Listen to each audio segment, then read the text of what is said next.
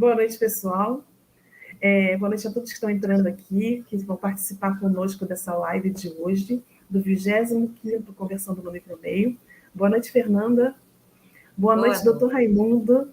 Boa noite. Muito obrigado pela sua presença, por ter aceitado o nosso convite. O Conversando no Micromeio, 25º, teve palestras de segunda até hoje, né? Nós tivemos uma palestra extra e continua dia 4 de setembro, é a última palestra, que a gente vai, que foi gravada, na verdade, vai ser liberada para vocês. Hoje a gente tem aqui com a gente a Fernanda, que veio participar e vir compor aqui o quadro do Micromeio com a gente. E também o doutor Raimundo Wilson de Carvalho, que veio falar com a gente sobre os ectoparasitas, importância ecológica e médica, né? Um assunto bastante interessante, né? Que a gente vai aprender bastante. Então, encaminhem perguntas, façam comentários. Se quiser colocar no chat de onde vocês são, para a gente fazer uma interação bem gostosa aqui nessas horas seguintes. Fernanda, fala um pouquinho de você, aí depois eu apresento novamente o Dr. Wilson e a gente dá início à live. A gente faz esse começo, Dr. Wilson, para as pessoas irem entrando, né, estão chegando do trabalho, aí vão começando, para quando chegarem, o senhor já está falando. Fernanda? Boa noite. Meu nome é Fernanda Bustilho, sou nutricionista e vim hoje aqui a convite da Janaína, né, que é uma pessoa muito especial, e vou tentar agregar aqui nesse bate-papo gostoso nessa sexta-feira. Obrigada, Ótimo. Janaína. Ótimo, muito obrigada. Então, vamos lá, o doutor Raimundo Wilson de Carvalho, é médico veterinário, chefe do Departamento de Ciências Biológicas do Centro de Pesquisa e Inovação em Covid e Emergências Sanitárias da Fiocruz. Você ouviu que eu parei no Covid, né? De Covid, ciências. Ele vem conversar conosco sobre os ectoparasitas, a importância ecológica e médica nessas horas seguintes. E eu peço, doutor, para o senhor falar do senhor um pouquinho para a gente, essa experiência que o senhor tem, e agradeço novamente. E o canal é todo seu nessas horas seguintes. Muito obrigada. Obrigado. Bom, eu sou Raimundo Wilson de Carvalho, médico veterinário e trabalho com insetos, com artrópodes, na realidade, né, desde 1987. Então, já é uma estrada longa, né? E a nossa expectativa hoje é poder mostrar os artrópodes, de um modo geral, aqueles que são considerados parasitos, né? E mostrar o papel que eles exercem na natureza, não apenas na transmissão de agentes patogênicos, mas também na importância ecológica deles, ok? É isso.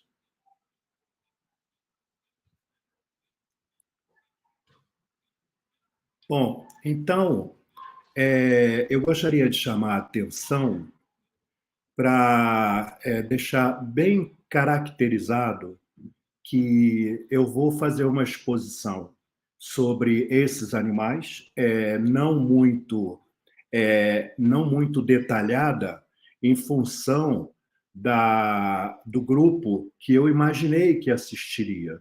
E peço aos senhores, tenham a liberdade de fazer as perguntas ao longo da apresentação. Para mim, não terá problema isso.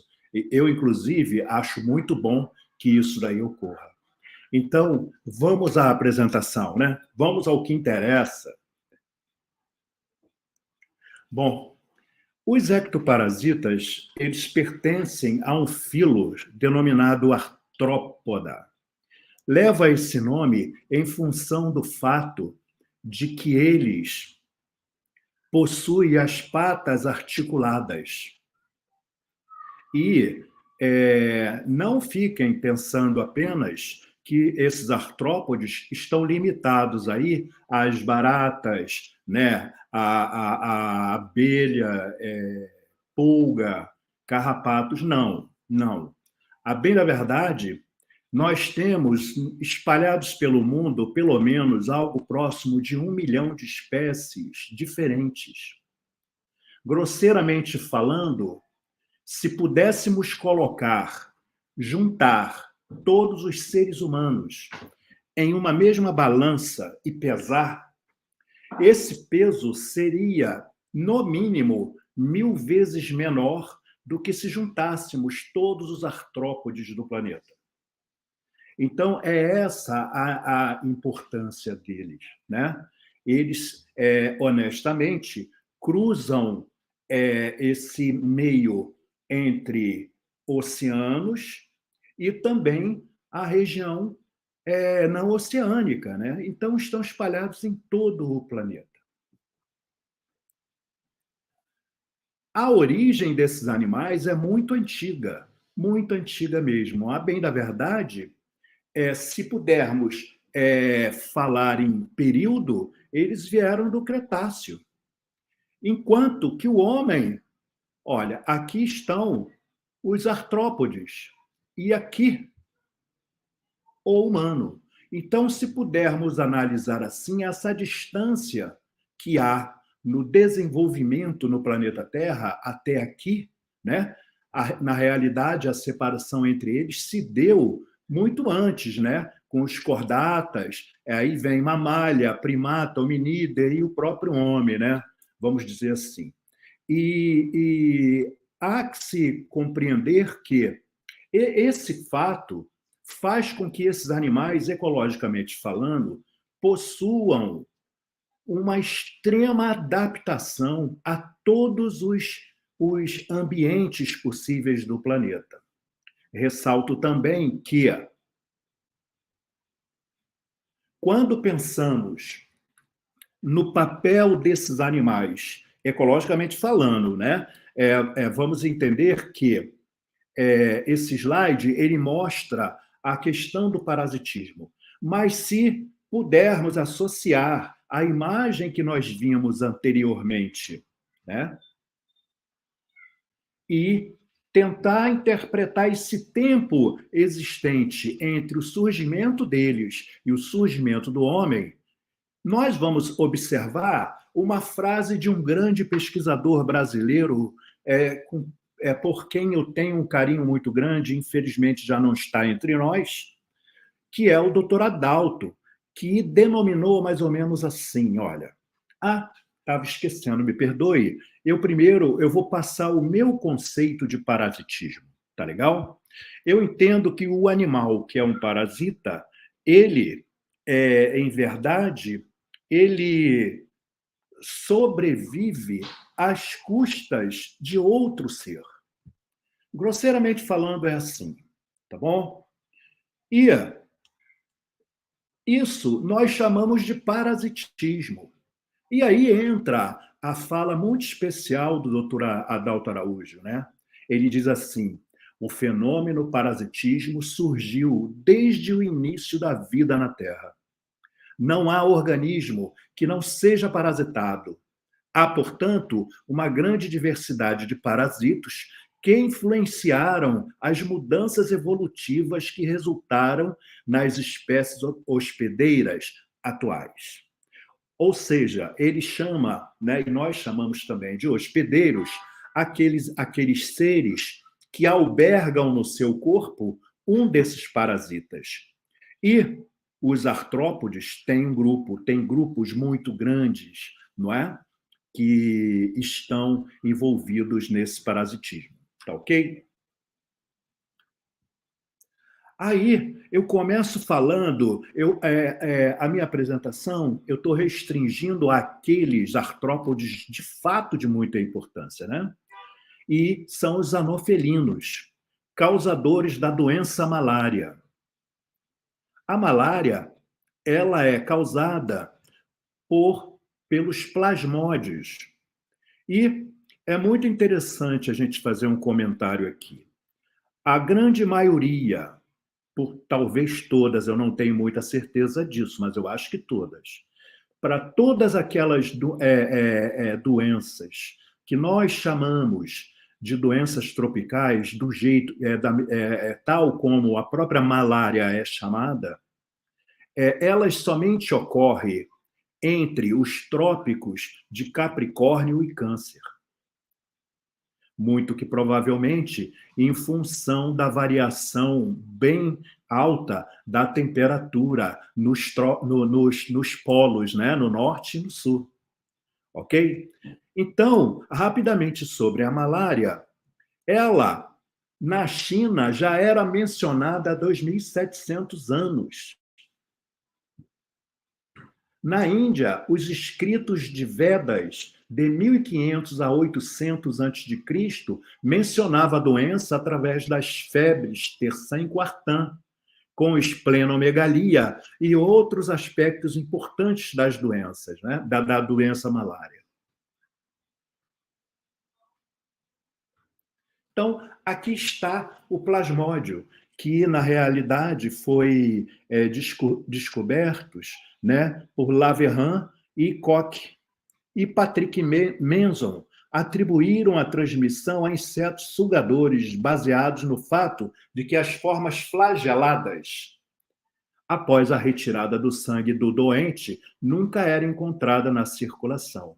Mas, a bem da verdade, o que ocorria é que eles estavam, de fato, dentro das hemácias, né? É possível observá-los aqui.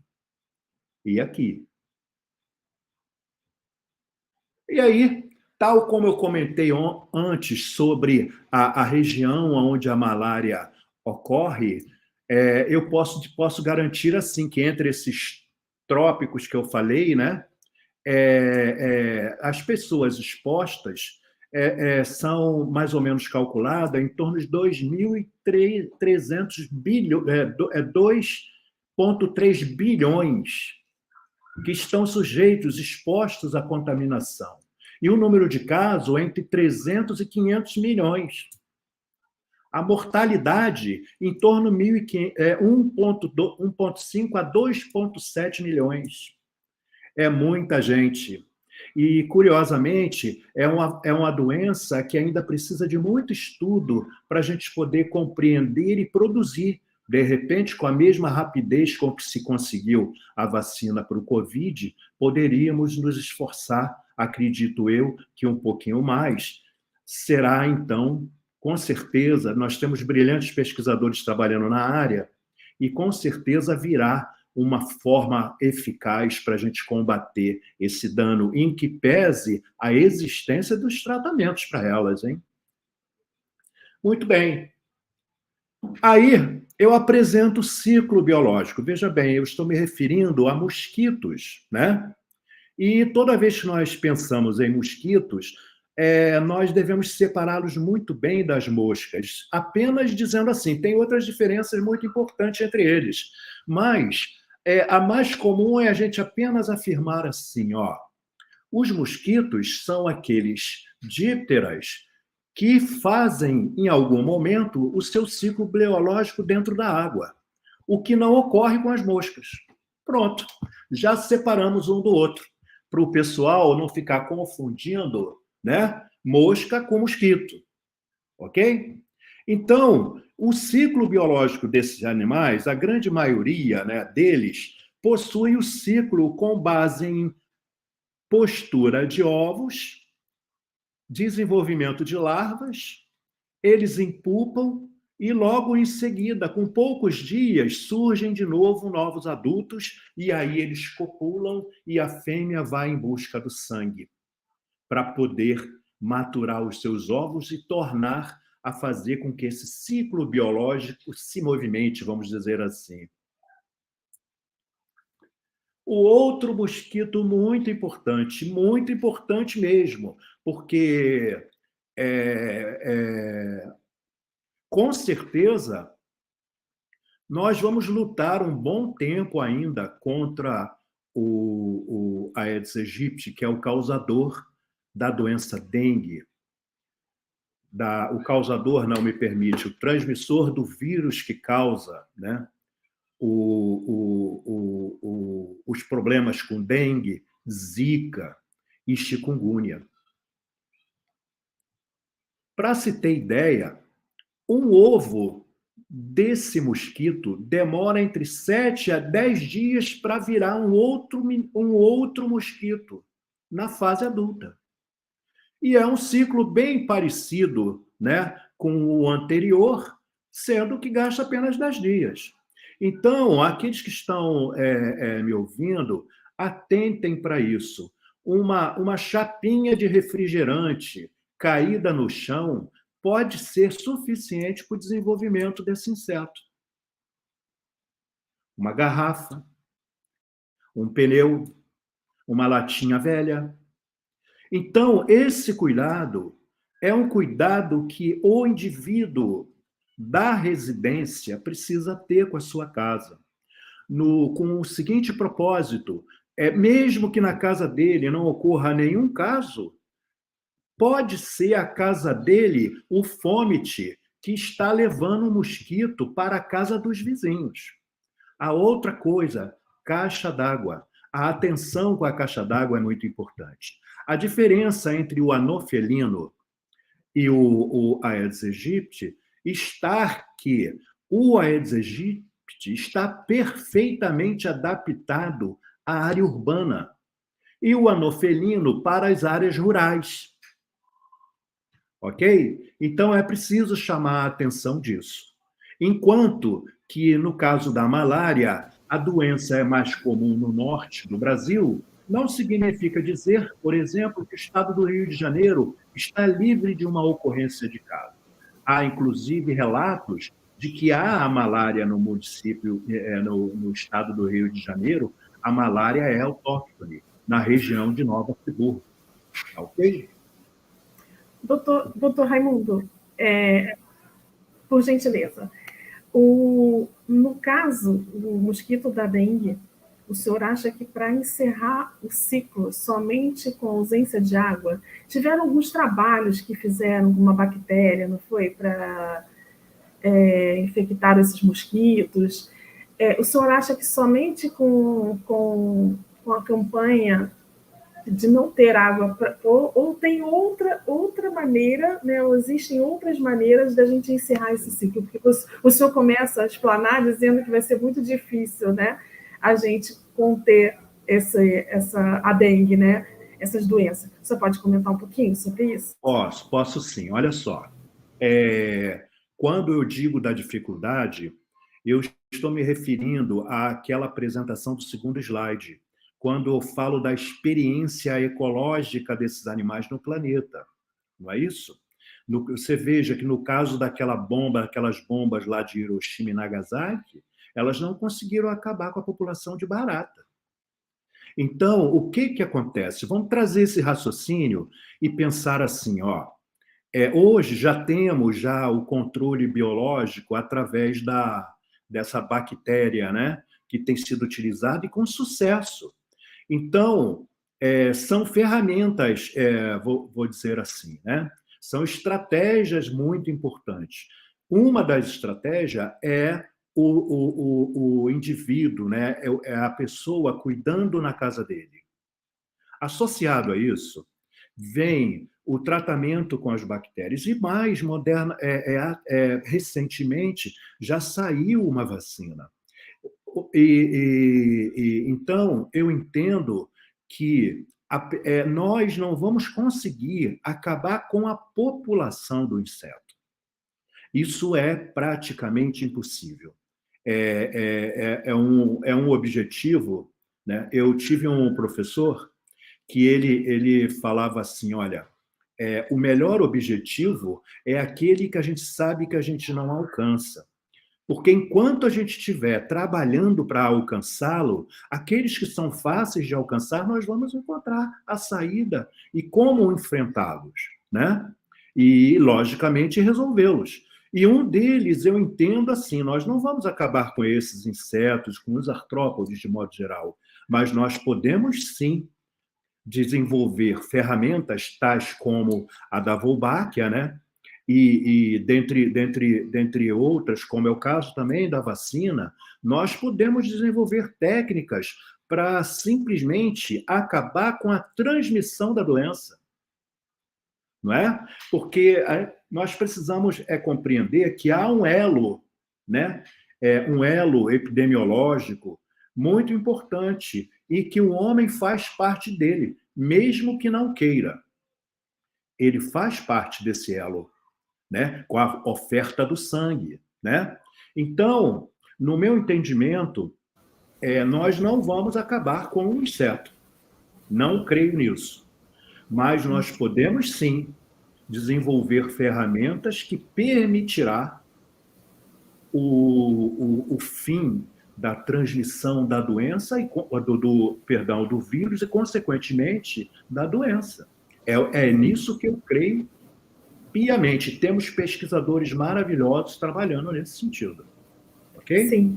A gente tem, na verdade, uma pergunta, a gente tem umas 3 perguntas, que não sei se... ela... Como é que se diz? Ela triplicou, né? A pergunta é: Dr. Raimundo, o senhor poderia dar um panorama, caso exista relação entre questões como o desmatamento e o aquecimento global, com possíveis novas doenças nos centros urbanos? Olha, essa pergunta me encostou na parede, porque eu tenho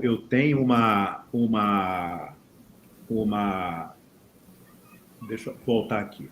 Eu tenho uma preocupação muito grande com relação ao desmatamento.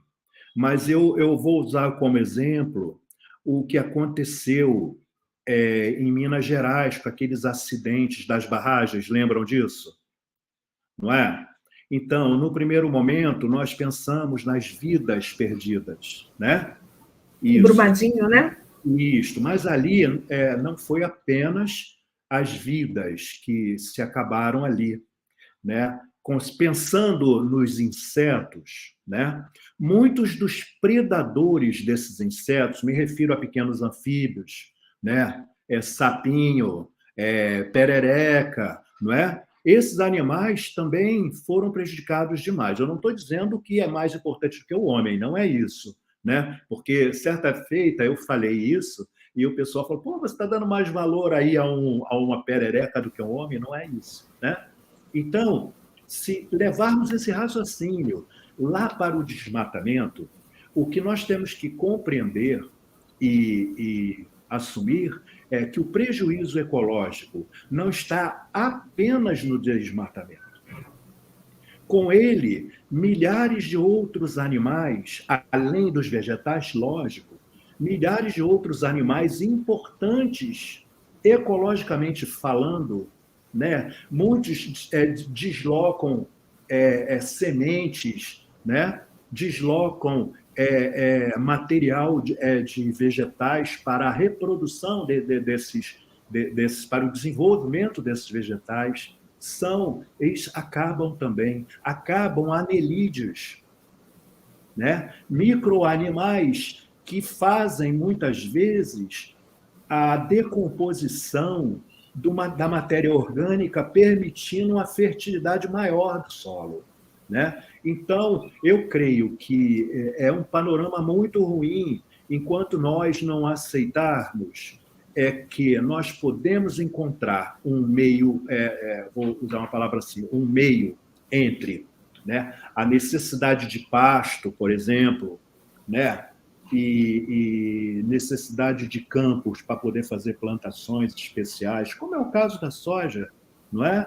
Nós precisamos pensar nisso, né? Não estou dizendo que não deve desmatar 100%.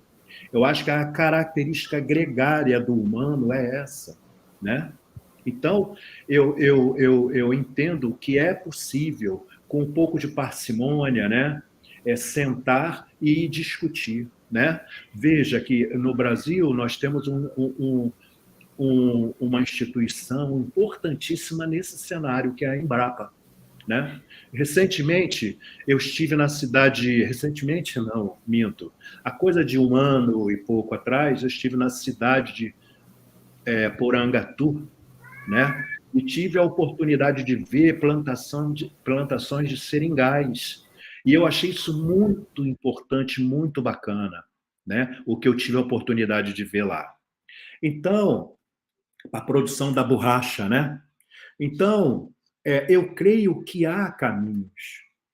Com certeza tem caminhos, né? E passa, naturalmente, por estudos mais detalhados, né, em relação a isso. É o que eu acredito, né? A questão do aquecimento global, em certo momento, conversando a respeito disso com uma pessoa que, no meu entendimento, era a pessoa que entendia muito disso, né? Ele falou sobre os incêndios que ocorrem de forma espontânea, sem ser aquele incêndio que é produzido pelo homem, né? Então, ele falando desse incêndio, ele mencionou, olha, há um aquecimento global que nós vamos ter, sim, que nos adaptar a eles. E se a gente observar, várias catástrofes vêm ocorrendo e estão associadas. Curiosamente, nós estamos no Rio de Janeiro, é inverno, mas de frio mesmo, nós tivemos uns 4 ou 5 dias. Aproximadamente isso, não foi? Com Sim. chuva. Sim. Com chuva. Então, o ano passado, por exemplo, em Brasília, a seca foi terrível. Terrível. E é a região de Cerrado, uma região muito importante para nós também, né? Então, eu acredito que a entrada do homem para a mata, com desmatamentos exagerados, com certeza, ao expulsar alguns insetos, né, da área que eles estão, com certeza, novas zoonoses surgirão. A bem da verdade, nós, no Brasil, temos uma preocupação muito grande, são com os arbovírus, né? E, olha, estamos longe de conhecer a integralidade dos danos que eles podem causar em nós. Com certeza, outras zoonoses estão a caminho. Assim eu penso. Ok? Sim. Obrigada.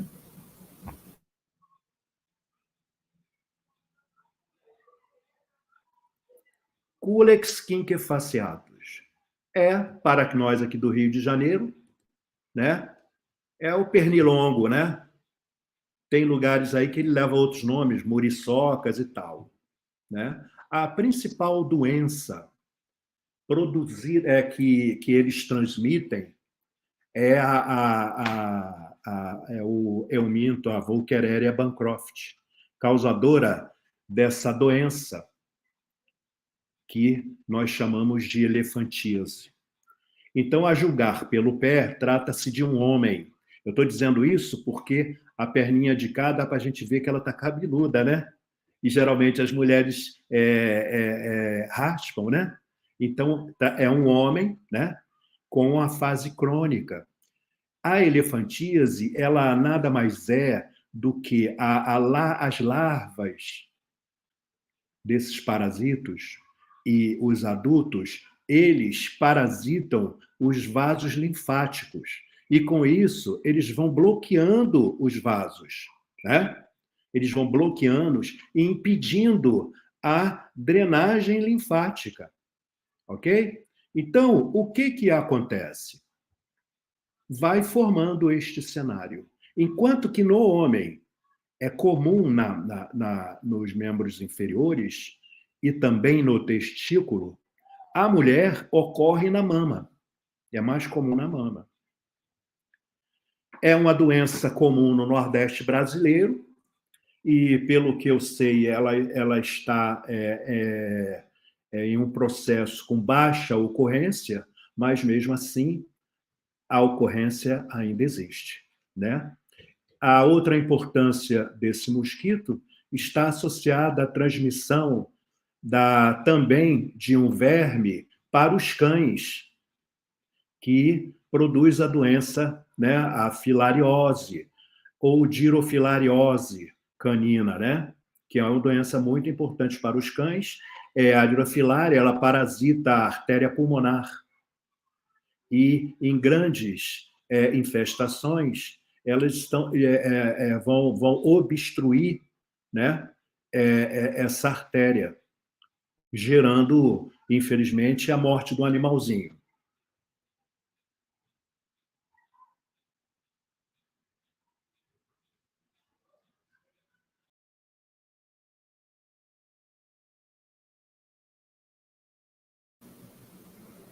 Oi. Acredito que, quer dizer, o doutor Wilson caiu, problema de internet, né? A gente, quando estamos ao vivo, é assim, sempre com emoção, que eu costumo dizer, né? Que é com É emoção. sexta-feira, Janaína, é sexta-feira. Também. A gente aguarda um pouquinho. Caiu, né? Foi só para dar emoção, doutor. Eu não sei por que caiu. Caiu sozinho mesmo. Vamos lá. Doutor Raimundo, eu costumo dizer que é com emoção. Né? Ao vivo é sempre com emoção. Ao vivo é sempre com emoção.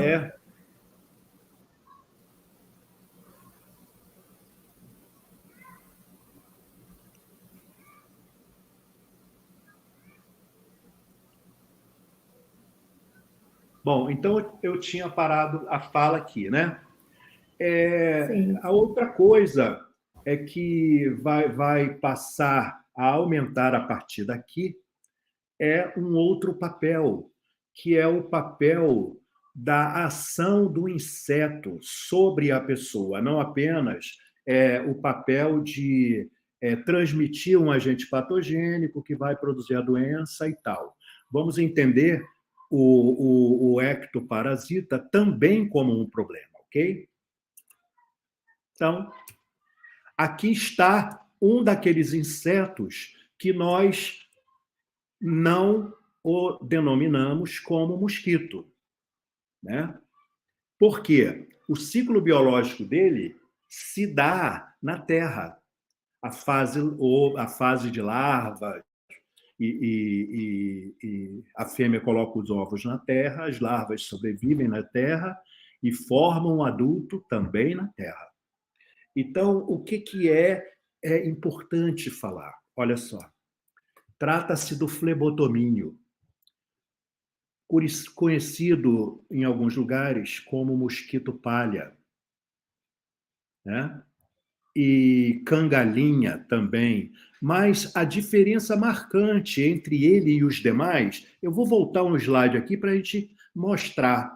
Se a gente olhar esse adulto, nós vamos observar que ele está com a asa totalmente acomodada sobre o abdômen.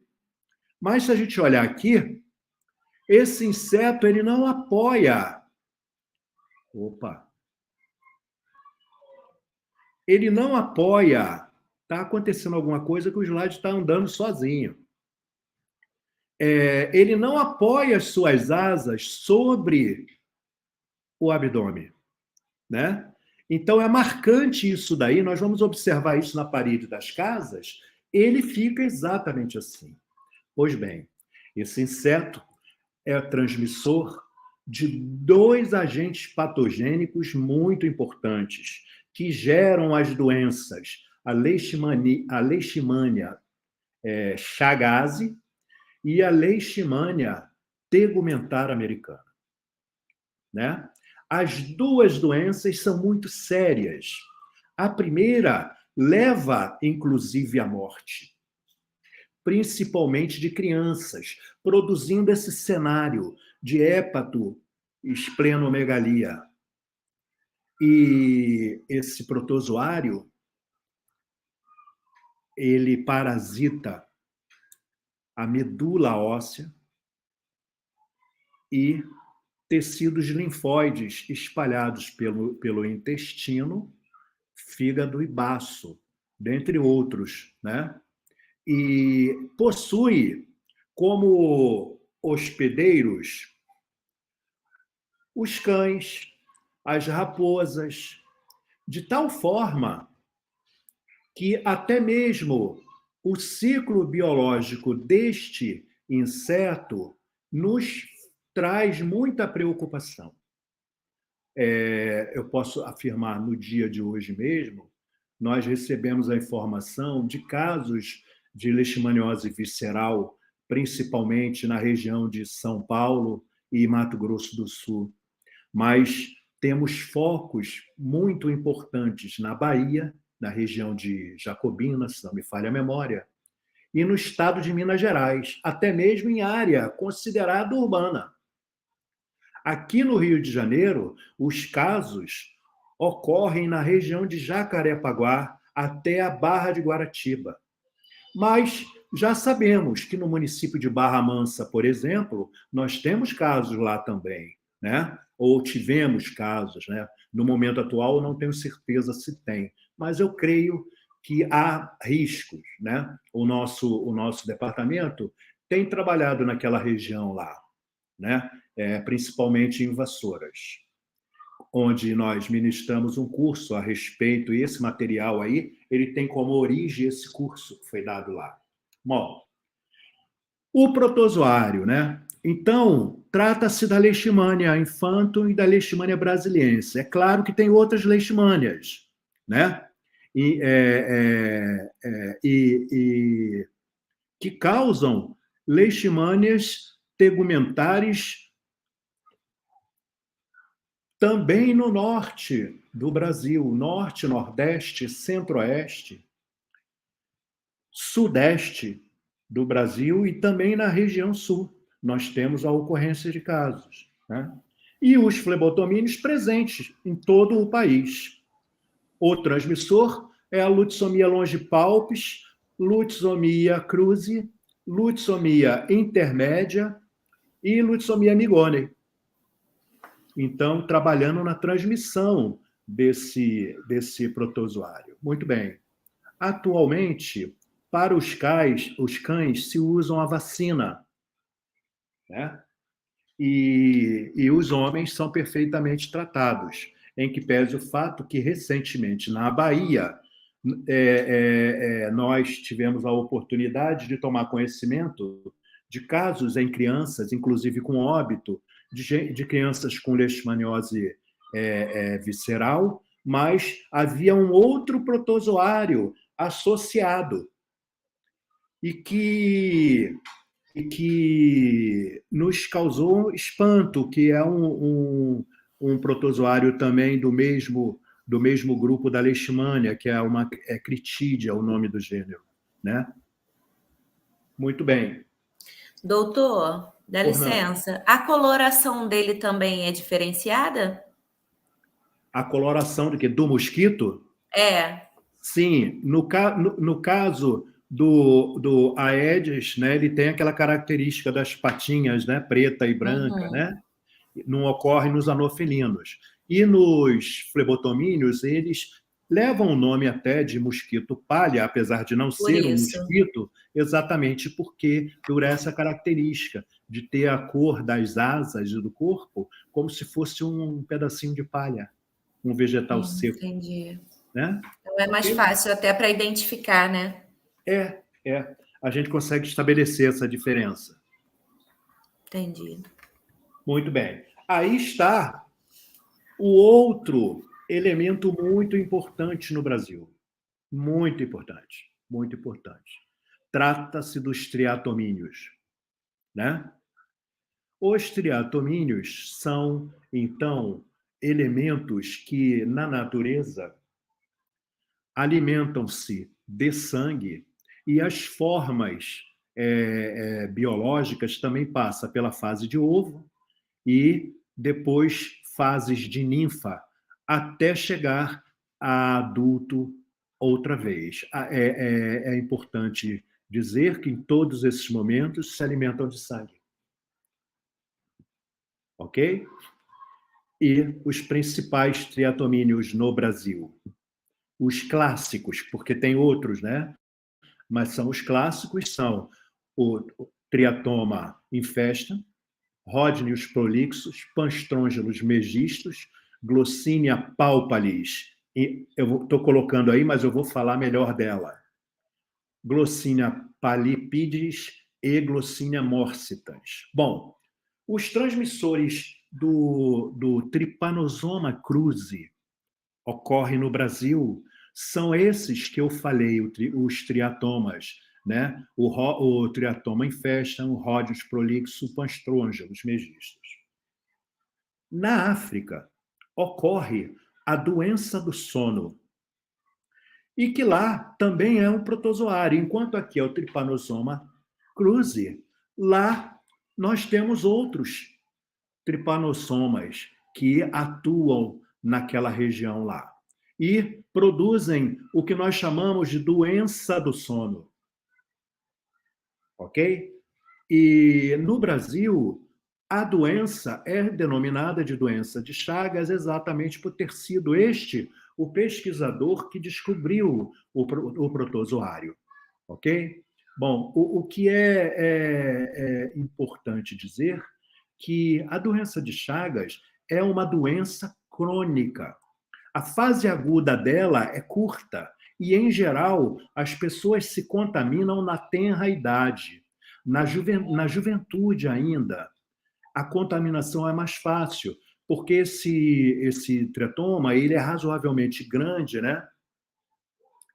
E quando ele pica, ele defeca também. Ele pica, suga o sangue e deixa aquela solução de continuidade, isto é, aquele buraquinho aonde entrou o aparelho bucal, né, do triatoma. E é por ali que a forma metacíclica do protozoário irá entrar no momento que a criança passa a mão por sentir dolorido e querer coçar, ela acaba espalhando a forma cíclica por sobre aquele buraquinho, né, aquela solução de continuidade, e é por ali que o ciclo do tripanossoma começará no humano.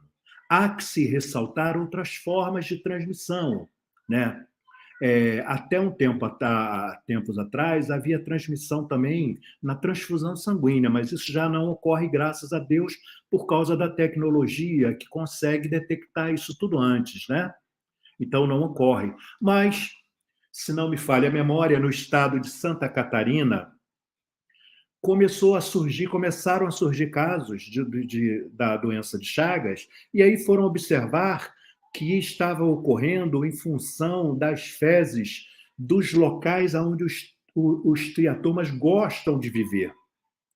Então, veja, nas regiões que nós temos plantação do açaí, né? Por dentro daquelas folhagens da planta, né? Eles sobrevivem entre os vou chamar de açaizeiro, que eu não estou lembrando o nome correto. Vou falar esse. E ali, o que ocorre? O açaí, todo mundo adora um açaí, não é verdade?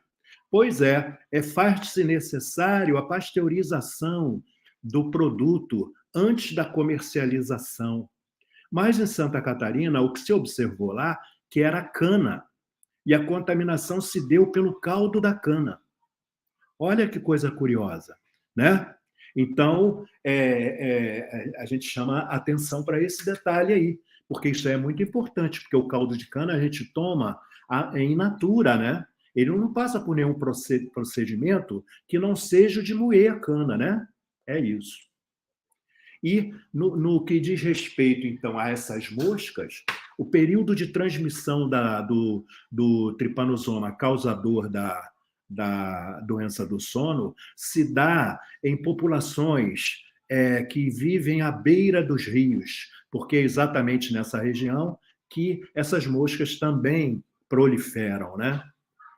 Aqui no Rio de Janeiro, recentemente, eu estive no município de Alegrete, e lá nós deparamos com um caso de Trypanosoma evans num cão, causador da doença mal das cadeiras, que é muito comum em cavalos, né? Mas nós vimos isso lá, presenciamos isso lá no Rio Grande do Sul. Então, veja a capacidade desses protozoários de envolver vários ectoparasitas diferentes, né? E aqui a gente ressalta aquele fato, o dano, né? Quando o triatoma suga o sangue, a contaminação que se dá naquele momento.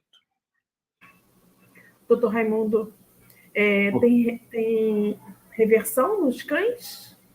Não. Não? Não tem. Inclusive, o cãozinho que eu tive a oportunidade de ver, ele faleceu. Ele morreu. Quando foi feito o diagnóstico. Acometido pela doença mesmo, né? Exatamente, pelo tripanossoma. Foi confirmado na lâmina e também por biologia molecular. O diagnóstico foi feito, se não me engano, na Universidade de Santa Maria, no Rio Grande do Sul. Eu não tenho certeza se foi nessa universidade, mas foi de um professor de lá que mandou o laudo para a clínica veterinária que atendeu esse animal na cidade de Alegrete. É isso. Aqui está o outro problema. Mas aí, veja bem, a mosca já mudou. Já não é mais deixa eu voltar aqui um pouquinho, rápido. Eu falo assim de improviso, eu acabo esquecendo de coisas. É a idade, né? Vocês entendem. Eu completei agora 35 anos, aí a gente fica assim. É dizer o seguinte, esse tripanosoma que afetou o cão e que matou o cão, ele é transmitido de forma mecânica, que é uma outra forma de se transmitir um agente patogênico entre os artrópodes. Nós poderíamos separar aqui o conceito, né?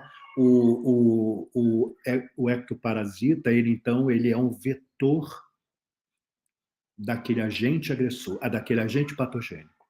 E por isso, aqueles agentes patogênicos que fazem ciclo biológico dentro do corpo do ectoparasita, nós chamamos de vetor biológico. Enquanto que aqueles em que não há ciclo biológico do agente patogênico no ectoparasita, nós chamamos de vetores mecânicos. Entre os vetores mecânicos, nós temos essa mosca, que são os tabanídeos, e também o grupo da Stomox calcitrans, a principal espécie, muito encontrada no Brasil. Tá ok? As moscas de estábulo. Perdoe eu ter esquecido de falar isso. Muito bem. Então, aqui, agora, o outro problema da mosca, e que ocorre para os bovinos, que é a mosca do chifre. A mosca do chifre, o maior dano que ela causa é exatamente o simples fato delas ficarem pousadas, principalmente na parte dianteira do animal, no pescoço, né? Nessa região aqui, ó, nas barbelas, né? E daqui, vou chamar assim, ó, aqui o cupim, né? Mas então ele fica por toda essa região aqui. Daí porque o nome de mosca do chifre. Muito bem, trata-se da mosca Hematóbia irritans, que o ciclo biológico dela é de 12 a 30 dias e vida útil de 4 a 6 semanas. Ou seja, esse animal, ele, quando infesta uma propriedade, é um problema sério. Por quê? Ele atrasa o desenvolvimento podoestatural do animal, né? De um bezerro. Eles gastam mais tempo para chegar na fase adulta, no momento que vai para o matadouro, ou mesmo para outras situações, né? Econômicas, né? Então, veja aí o prejuízo que esse animal causa. E veja como é que é difícil o controle, porque esses animais também botam seus ovos na terra. E aí fica muito difícil você, tanto essa mosca hematóbia, quanto os tabanídeos e o flebotomínio, que nós falamos anteriormente, colocam os ovos na natureza, fora da água. Então, por causa disso, é muito complicado o controle. Graças a Deus, há uma série de produtos que usam nos animais para o controle dessas moscas, mas é muito difícil esse trabalho. É bem duro de se ver os animais nessa situação. Bom, aqui entra em cena o homem propriamente dito, que são as moscas. Nós podemos separá-las em dois grupos, né? Grosseiramente, chamando daquelas que se alimentam de tecido, carne de animais mortos e também do homem morto, ok? Essas moscas, elas são importantes sob a ótica forense, porque elas, quando estão sobre um indivíduo, né, um cadáver, em função do ciclo biológico dessa mosca, nós podemos determinar o tempo de morte daquela pessoa, o tempo que ele está jogado naquele ponto onde foi encontrado o corpo, né? Então, os trabalhos aí nos institutos de medicina legal com essas moscas é muito importante. E nós temos um nome de uma pesquisadora no Rio de Janeiro que trabalha nessa área, que é uma grande amiga, a doutora Margarete Queiroz, que, inclusive, está lançando um livro sobre isso daí agora, essa semana mesmo. Então, eu estou me referindo, então, à cocleomia omnivorax e a cocleomia macelária. Dentre as que causam essas, nós chamamos tecnicamente de miíases. Aqui, veja bem, nós estamos diante de uma arcada dentária de uma pessoa que estava viva. Então, nós temos também as moscas que botam os ovos em tecido vivo. Umas têm muita importância, porque as larvas delas se alimentam exatamente do tecido que está morto sobre o corpo, que está necrosado. Essas moscas são usadas, inclusive, em terapias para debridamento de lesões, principalmente para aquelas pessoas que têm problemas com pé diabético e outras situações que envolva a necessidade de se estimular a circulação sanguínea. Essas moscas são importantes. Contudo, nós temos aquelas que parasitam, principalmente aqueles cidadãos que estão em condição subhumana de vida, né? Por quê? Veja, aqui era uma pessoa viva que tinha esta situação na boca. Então, eu estou me referindo a essas pessoas que são andarilhas, que andam pelas ruas, muitas vezes sem ter famílias, né? É isso. Olha a importância desse inseto. Observe aqui a quantidade que essa mosca botou nessa ferida. Olha aqui a quantidade. É um negócio impressionante, impressionante mesmo. E veja, o ciclo biológico dessa mosca aí, ela tem aproximadamente um tempo de vida de 40 e poucos dias. Ok?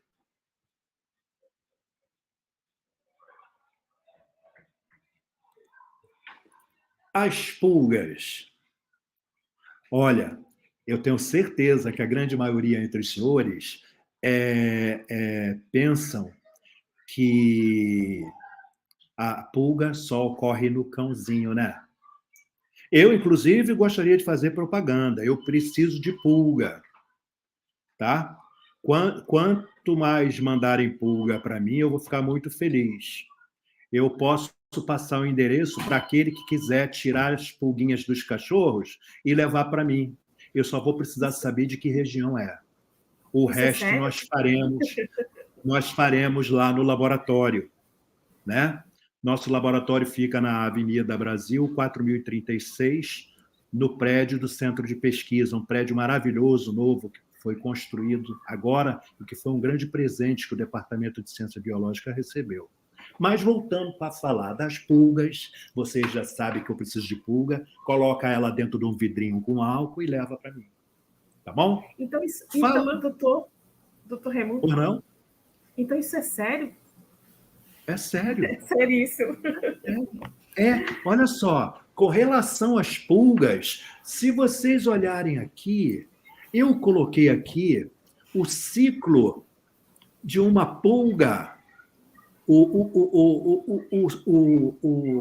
rol de hospedeiros das pulgas. Olha, aqui entram ratos, coelhos, lebres, cães, gatos, raposas, dromedários, cabrito, carneiro, bovino. Ok? Aí eu preciso perguntar, por curiosidade, né? O senhor pede para colocar a região, né? Que a minha Isto a região. Qual seria a finalidade da região? E assim, e o que o senhor quer com as pulgas? Eu preciso perguntar. Eu explico. Olha, Vai explicar, tá bom? a primeira razão é conhecer a distribuição geográfica daqui, da onde veio a pulga. Mas qual é a importância disso, né? Olha, no Brasil, hoje, se não me falha a memória, nós temos a ocorrência de 62 espécies de pulgas, apenas. Só que no nosso país, nós temos 5 biomas diferentes. Nós temos, o Pampa, né? Mata Atlântica, nós temos o Cerrado, nós temos a Caatinga e temos a Amazônia. Então, eu não posso acreditar que no Brasil só tenha 62 espécies de pulgas, simplesmente porque elas parasitam o animal que, por sua vez, alberga uma série de outros agentes patogênicos, que são os roedores, os pequenos roedores, tanto o urbano quanto o silvestre. Por isso eu preciso saber da região, ok?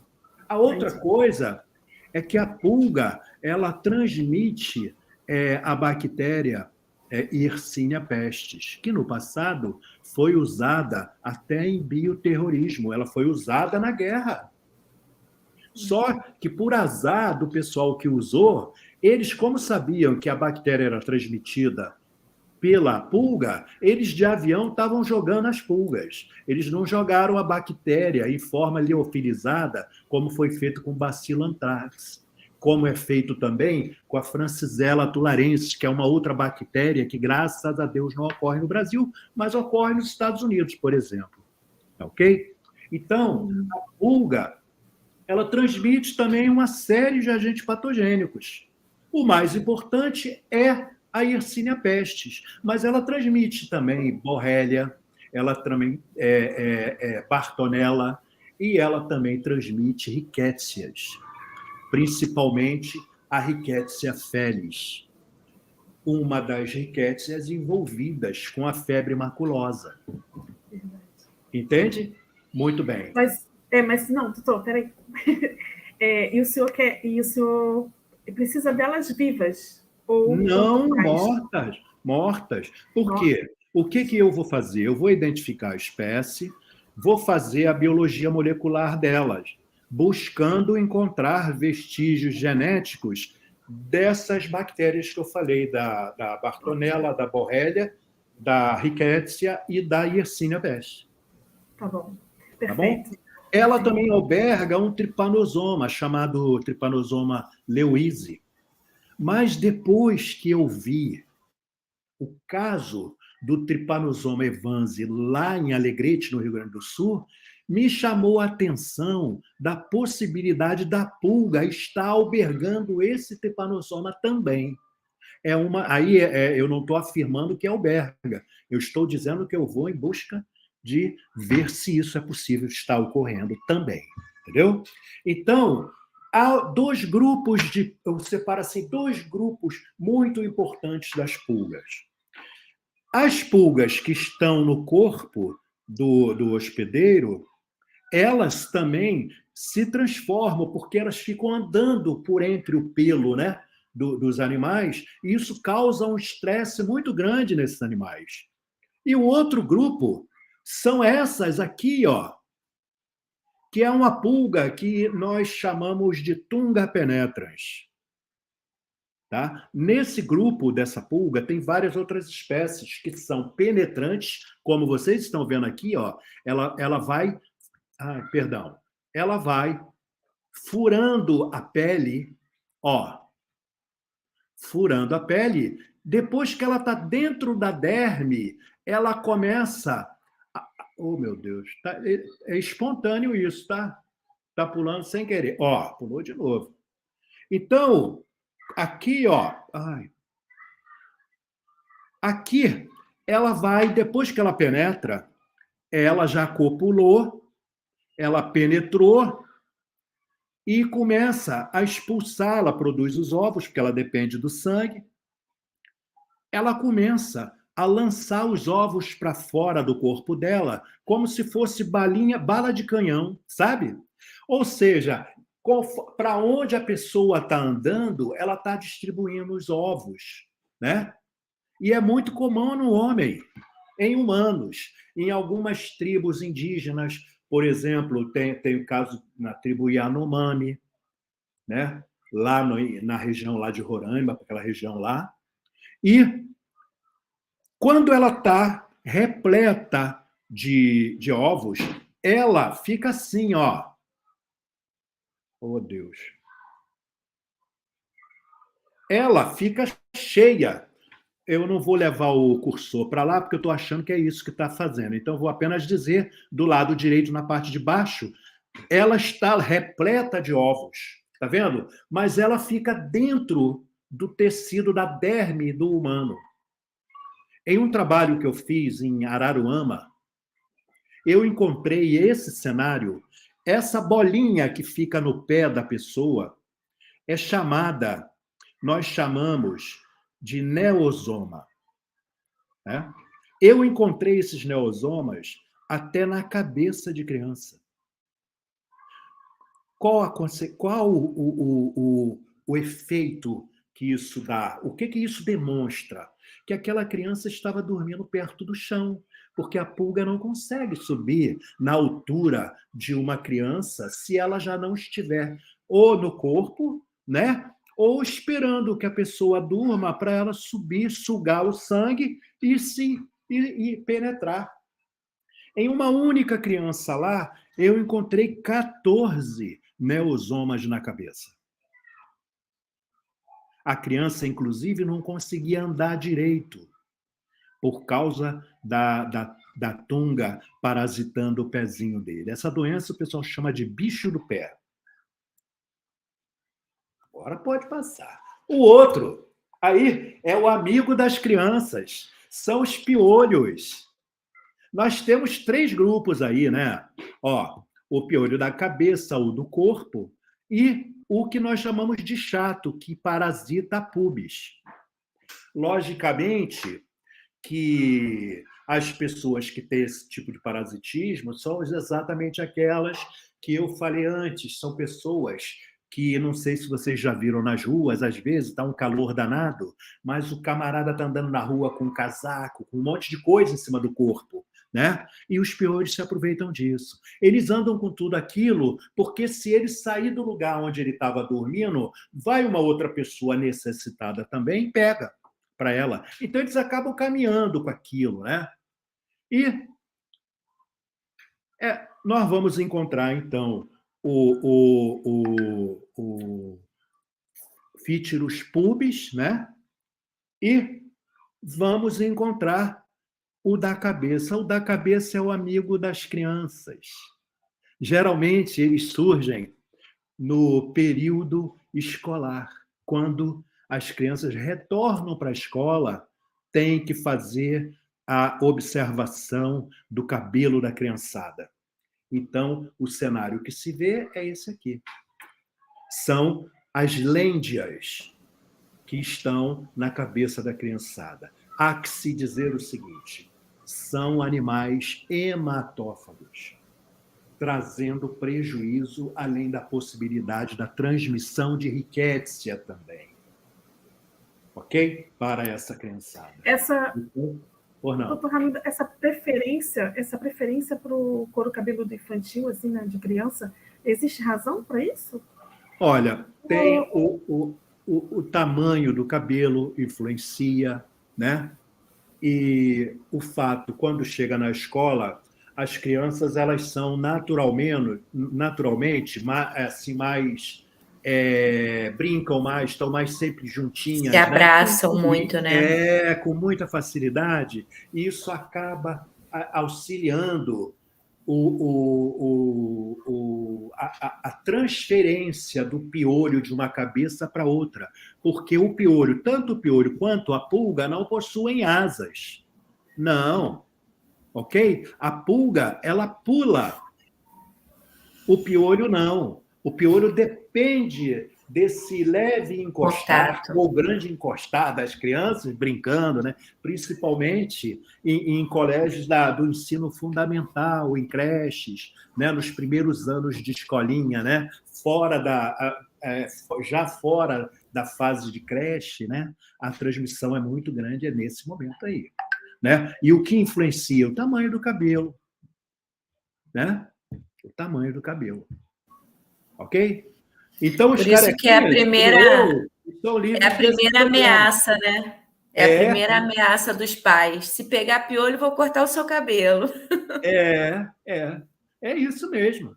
Né? Mas assim, eu acredito, não sei, e nem tenho como afirmar, mas o que eu acho, né?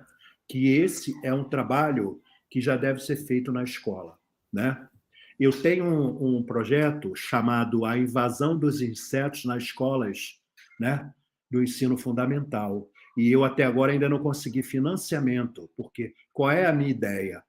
Eu acho que levar essa informação que eu estou passando aqui, levar, claro que modificada, levar de uma forma lúdica para a criança na escola é um caminho. Então, eu acho que o professorado, de um modo geral, deve orientar as crianças, os pais das crianças, no sentido de investigar a criança ao longo das férias. Compreende? É isso daí, é o que eu acho. Né? Então, eu não posso afirmar que isso não ocorre, porque eu nunca pesquisei isso.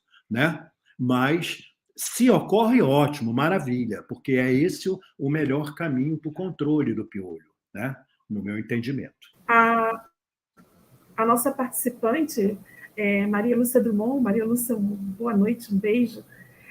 Vejo que nas escolas tem uma época específica para os pais receberem os bilhetes de alerta, né? E aí ela coloca, é sazonal? Exatamente. Exatamente. No início das aulas, no início do ano, e no meio do ano, no retornar das férias, de meio de ano. Né? É esse o período aí. Nós temos na Fundação Oswaldo Cruz um maravilhoso pesquisador que trabalha com esses animais, Dr. Júlio Viana. Muito importante mesmo o trabalho. Ele tem, inclusive, o Disque Piolho, né? Que é uma coisa inovadora, né? Muito bacana. Mais perguntinha aí sobre? Não, eu perguntaria, eu vou fazer uma pergunta, né? No caso, essa questão do piolho, né? Às vezes se torna uma questão bem crítica, né, dentro de uma escola, né? E eu sei porque eu passei por isso, que, como o senhor falou, não só cabelo grande, mas cheio, né? E até hoje, né? Então, assim, eu tive muito piolho. E aí eu perguntaria, assim, se os métodos de retirada de piolho, se o senhor conhece, né? Se isso melhorou ou não, porque eu lembro que era vinagre e alguma outra coisa que fedia muito, assim, que minha mãe colocava, né? Então, assim, eu não sei Vinagre, hoje em dia como álcool. que. Então, assim, Mas o disque piolho seria com essa intenção, assim, de isso. tipo, tem uma disseminação. Aí, qual seria a ação? Aí é que tá, olha só, por experiência própria, quando aconteceu comigo, na época que eu ainda tinha cabelo, era pequenininho, minha mãe encheu a minha cabeça. Não sei se vocês lembram de um inseticida que era uma latinha amarela. Eu esqueci o nome, eu acho que era Neocid ou Detefon, uma coisa assim. Tinha um nome assim. A minha mãe encheu a minha cabeça daquilo e no outro dia cortou o cabelo todo. Né? E ainda pegou uma meia daquelas meias de mulheres, né? Dela lá, que já tinha furado, cortou e botou na minha cabeça. Entendeu? Mas o que eu entendo? A inspeção rotineira da cabeça da criança é o principal passo. O segundo passo, a partir do momento que se detecta a presença do piolho, é consultar um médico, porque nós temos uma série de produtos que pode ser colocado na cabeça e tudo mais, né? eu não estou recomendando nada, não posso fazer isso, mas eu vi uma situação em que estavam passando ivermectina na cabeça, né, para matar o piolho, né? Então, não estou afirmando que se resolve, nem penso, nem recomendaria isso, tá? Procurando um dermatologista ou mesmo um clínico, né? Ele poderá, e é ele a única pessoa que pode indicar um produto adequado para fazer isso, tá bom? Outra pergunta? Podemos, Não, então, não. podemos. Podemos. Carrapatos. Carrapatos. Olha, os carrapatos, nós temos uma série de espécies, né? E parasitam bovinos, cães,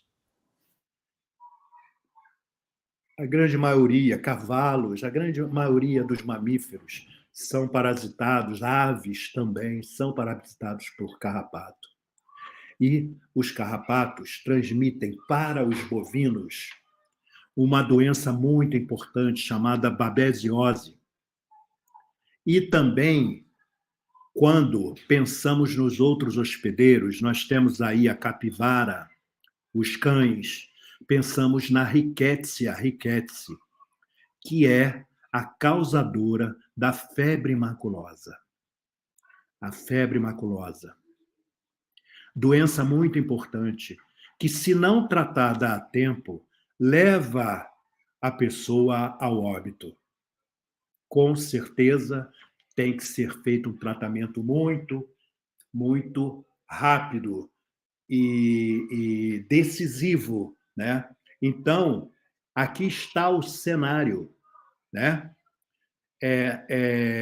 Onde, em que momento, quando teve aqui a Copa, não, as Olimpíadas no Rio, eu fiz um projeto, desenvolvemos um projeto que foi financiado pela FAPERJ, para fazer o diagnóstico, pois estávamos pensando na questão das pessoas que viriam fazer ecoturismo no Brasil.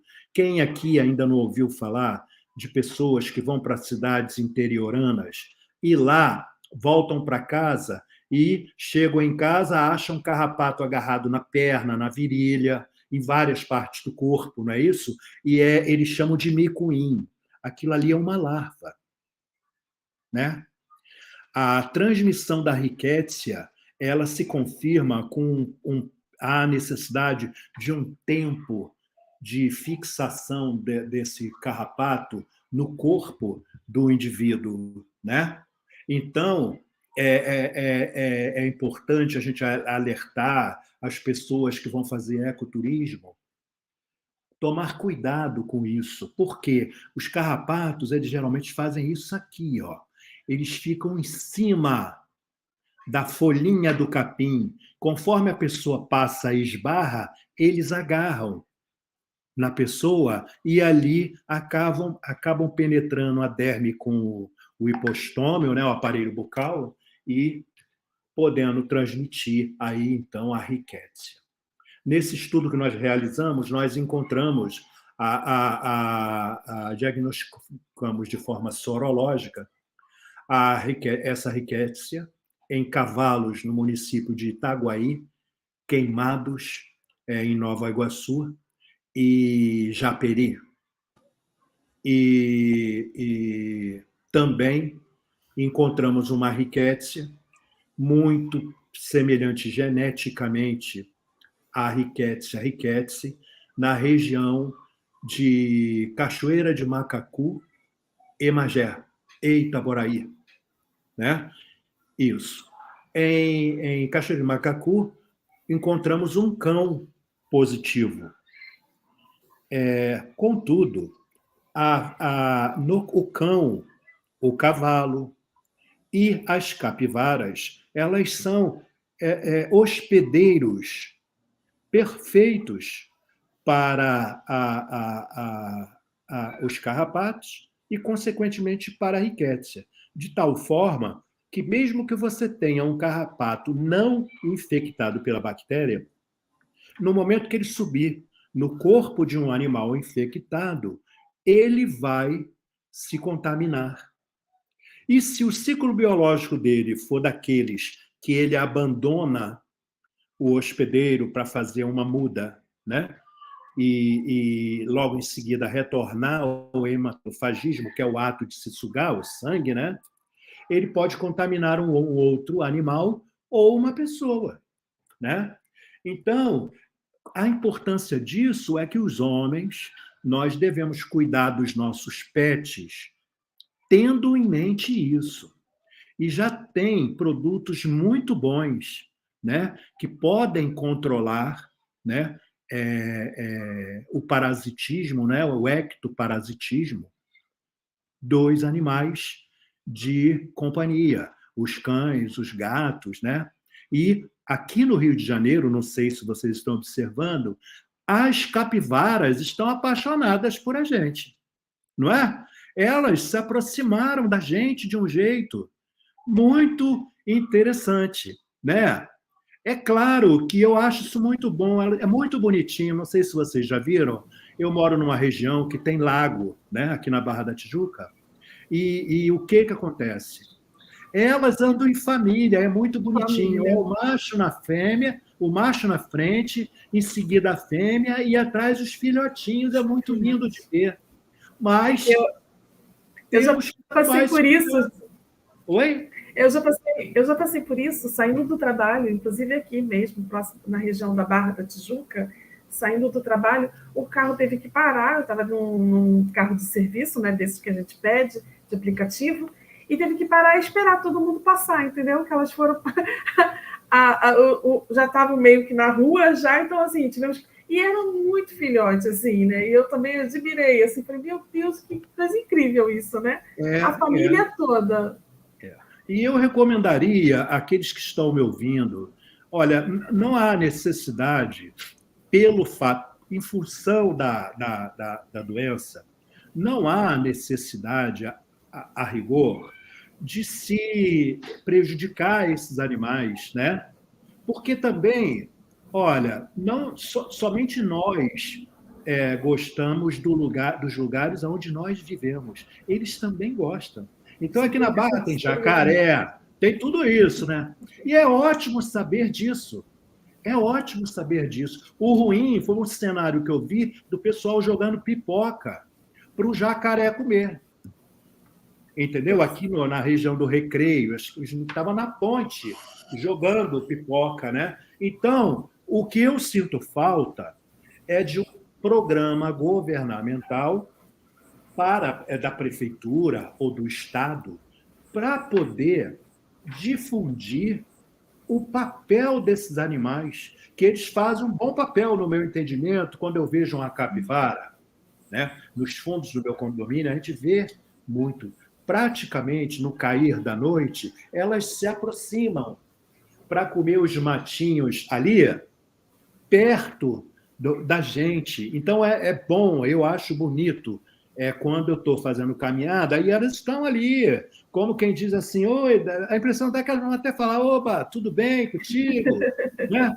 Porque elas ficam ali tranquilas, já não correm da gente, né? São animais muito amáveis. Então, é preciso uma maneira assim de levar essa informação para as pessoas, para não maltratar esses animais, né? Não feri-los, né? E quando for notar que vem uma capivara querendo atravessar a rua, basta lembrar que é perigoso e ele está trazendo a família dele. Sim. Né? E aí, né, aconteceu um acidente, até prejudicar o carro e o próprio motorista do carro, né?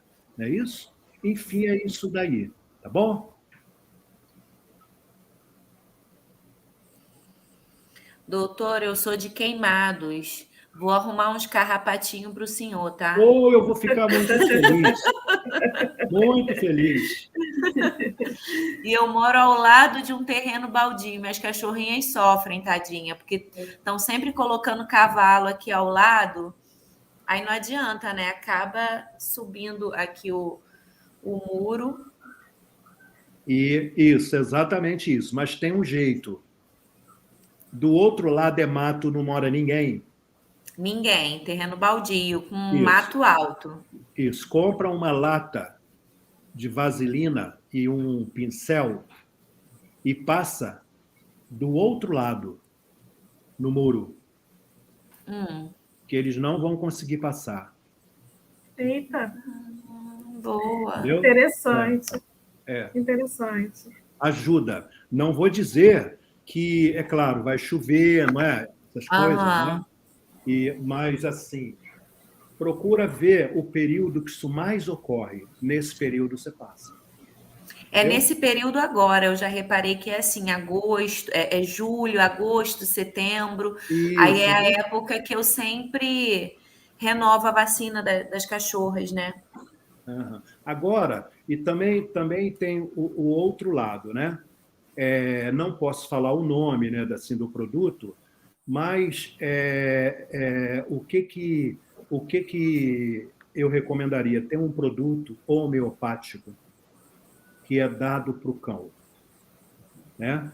Esse produto, aqui em casa, no meu falecido cachorrinho, é, é muito bom. É muito bom. Olha, eu consegui exterminar os carrapatinhos aqui em casa. Acabaram todos. E meu bichinho ficou muito feliz, né, por causa disso. Sim. Bom, eu terminei a minha apresentação. Eu só não sei, pelo adiantado da hora, se eu poderia colocar o negócio do escorpião. Ou então eu combinaria contigo assim. Ó, no mês, eu não sei qual é a periodicidade do trabalho de vocês, mas eu me coloco à disposição para falar sobre escorpião, aranha e ofídeos, na hora que vocês quiserem. Não sei se vai dar para falar dos três num dia só, mas eu me coloco. Tá? Eu só não vou poder fazer isso no mês de setembro, porque eu viajo agora para o Congresso de Medicina Tropical e depois eu tenho trabalho de campo. E É, o mês inteiro ele vai estar tomado comigo nisso, tá bom? doutor Raimundo Wilson, claro que a gente marca uma data que seja melhor para o senhor. A gente, conversando no micromeio, ele acontece uma vez por mês, né, durante uma semana. Então, a gente pode ver outubro, novembro, num mês que for melhor para o senhor. Ok, Dezembro a gente costuma fazer na primeira semana, em dezembro, por conta das festas, né, das festividades e tudo mais. Então, a gente antecipa um pouquinho e depois faz uma super aula para a gente finalizar o ano, né, do Conversando no Micromeio. Mas a gente combina, sim, acho que é super bem-vindo, né, a questão do escorpião, e eu acho que a gente para ter mais tempo aqui com a gente, né? Então, depois só me passa uma melhor data e a tá bom, gente, a gente marca assim, essa já tá agendada. tá Adorei. bom. Quando eu vi obrigada, eu falei, não, acabou, como assim?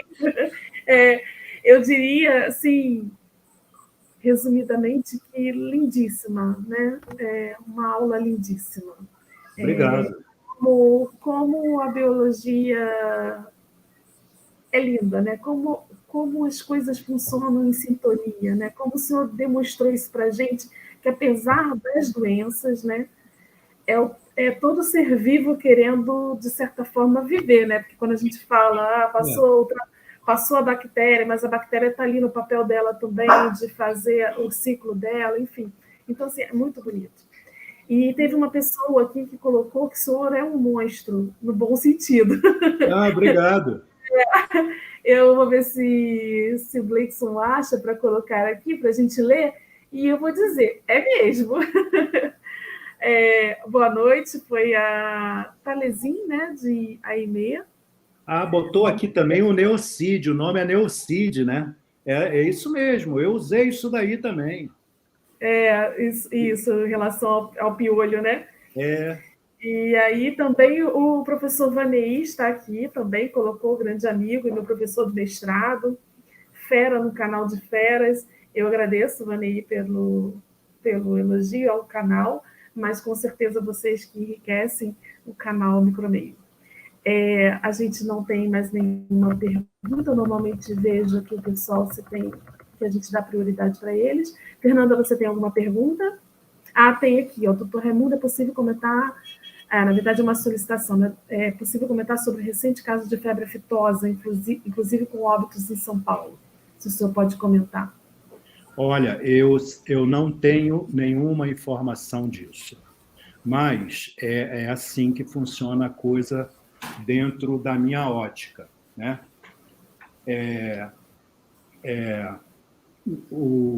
Nós, no nosso país, nós precisamos nos engajar em medidas muito sérias contra a febre aftosa. E eu creio que o país tem estratégias que contribuem muito com o controle da doença. Tem sim, né? Mas mesmo tendo, vocês estão observando, nós recebemos aqui, com duro golpe, o Covid, que agora já tem uma nova cepa, não é isso? Então, o que eu acredito? Hoje, o que foi comentado antes aí, a questão do aquecimento global, outras coisas estão surgindo, doenças que estavam controladas estão reaparecendo. Entende? Então, nós precisamos ter essa preocupação. Aqueles que trabalham com zoonoses, né? Como é o caso da febre maculosa, precisa, de fato, de ter atenção com essas doenças. Todas elas, né? Apesar de não ser o meu foco, né, a febre aftosa, eu, de fato, reconheço que há necessidade de se esmerar nas ações de controle e profilaxia dela, principalmente com a vacina, que é eficaz. Ele até coloca aqui, né, que foi o Gleison que fez a pergunta pelo micromeio, perdão, febre maculosa, né, em São Paulo, então, que teve questões de óbito. Não teve, foi febre maculosa, teve óbito em São Paulo, recente agora. Isso. É isso mesmo. A gente vai encerrando por aqui. A Maria Lúcia Drummond dizendo aqui, excelente, muito obrigada. Tem vários elogios aqui para o senhor. Eu também elogio, inclusive, assim, tem algumas coisas que eu anotei aqui, que eu achei de suma importância, né? Que é essa questão de um trabalho que o senhor falou, de um projeto nas escolas em referente aos ectoparasitas, né? Então, assim, de fato, com os pequenos a coisa vai disseminando melhor até, né? A informação. Então, assim, hoje a gente tem na microbiologia uma pesquisadora, uma microbiologista, que é a doutora Ilana Camargo, e ela tem escrito alguns livrinhos infantis. E aí eu peço ao senhor também para ficar com essa ideia de repente, fazer um livro infantil e deixar aí para esse pessoal ler, né, uma vez que é tão difícil fazer alguns projetos em relação à educação no país, assim como o senhor comentou sobre a educação dos jacarés, né, do respeito que a gente tem que ter a esses animais, né?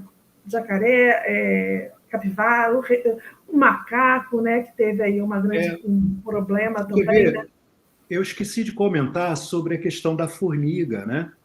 Aquelas formiguinhas, aquelas pequenininhas, sim, elas não causam nenhum tipo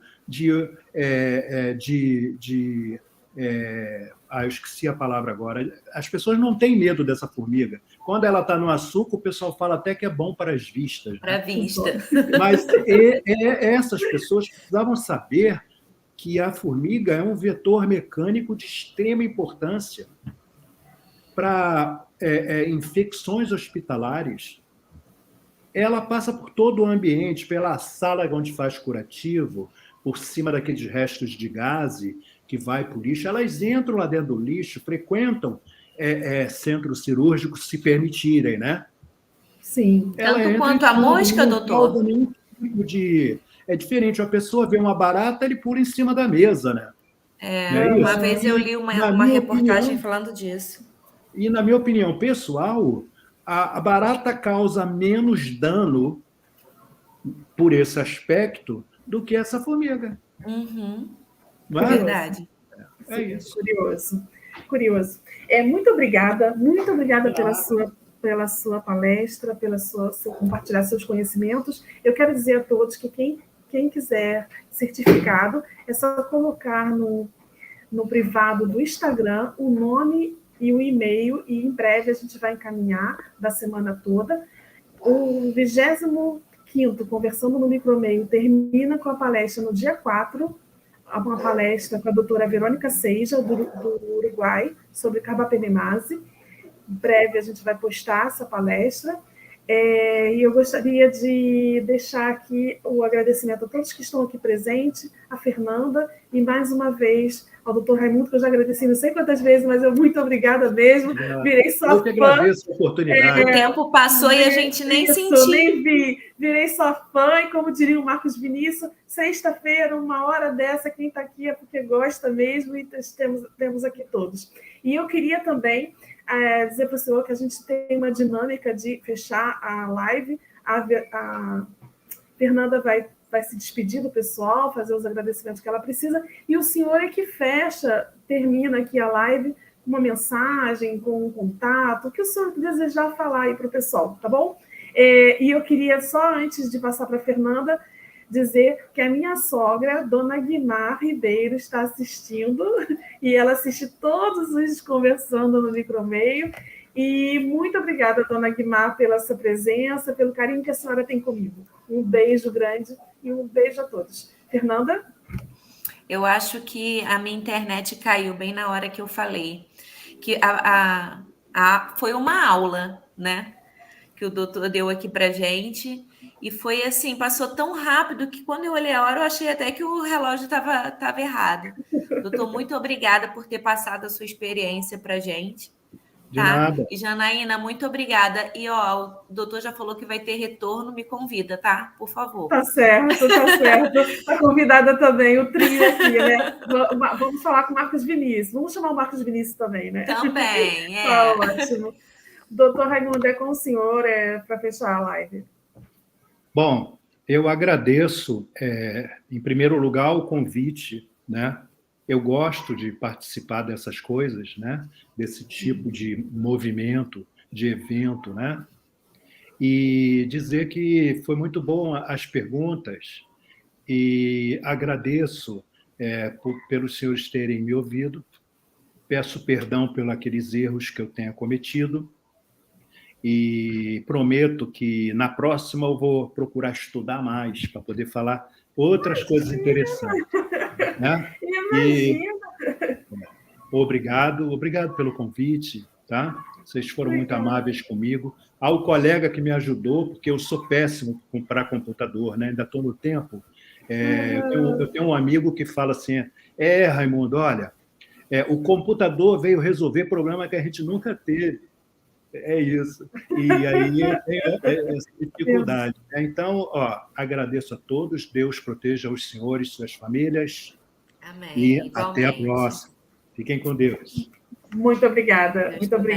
Tchau, gente. Tchau.